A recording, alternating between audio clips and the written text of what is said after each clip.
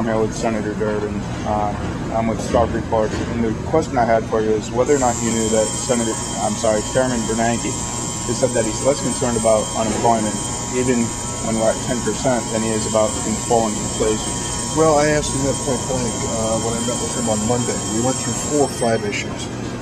Disclosure of the funds that have been spent and invested by the Federal Reserve, and he's giving me an assurance that he is in favor of GAO review, transparency, and accountability. He would draw the line on policy decisions at the Fed, and I understand that. I think that is a reasonable line to draw because it has to continue to be an independent, non-political agency. Secondly, I asked him about the question of consumer protection.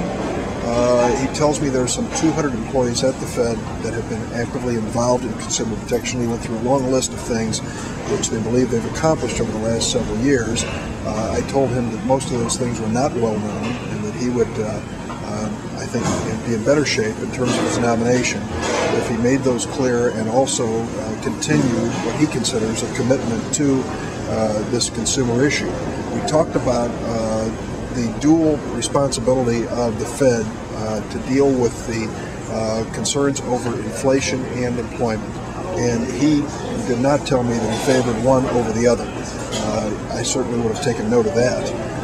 He did believe that the Fed was doing what it can do at this point by reducing interest rates to record low levels for long periods of time to try to create business expansion and the creation of jobs. What else we talked about? There were some other things, but those are the 3 major ones. Another thing that gives progressives pause, and by the way, he made that statement about wanting to remain a inflation hawk. He made that statement to Brad DeLong as to why he doesn't target inflation at 3%. He said he was more concerned about maintaining the Fed's reputation as an inflation hawk rather than doing the things that may, spark the economy and get more hiring. But the other thing that gives progressives pause is he was asked during testimony about the long-term fiscal prognosis of the country, considering our deficits and national debt. And what he said was, when he was asked about tax cuts, he said, that's a policy thing. I don't want to wade into that because it's something for the Senate and House to consider, the president. But then when he was asked about entitlements, he said, that's where the money is. Willie Sutton said that's where the money is. That's probably the best way of getting our fiscal house in order.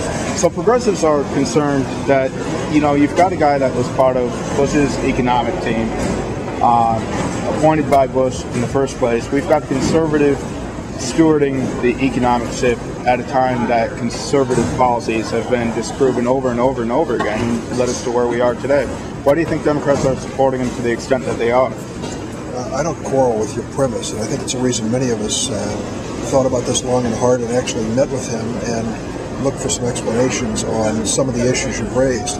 I also think you have to concede that his skill helped us through one of the darkest recessions we faced, and we could be in much worse shape without that. I trust the president's judgment. I know the president is in contact with him and has nominated him. So at this point, I support his nomination. I will continue to be vigilant about the issues that you raised. Senator, the last thing I'd say is that I know he gets a lot of credit for getting us out of the hole that a lot of people think he dug for us. But if you give me $1.2 trillion, I can fill in a lot of holes as well. I'm not going to give it to you. Take care. Thank you.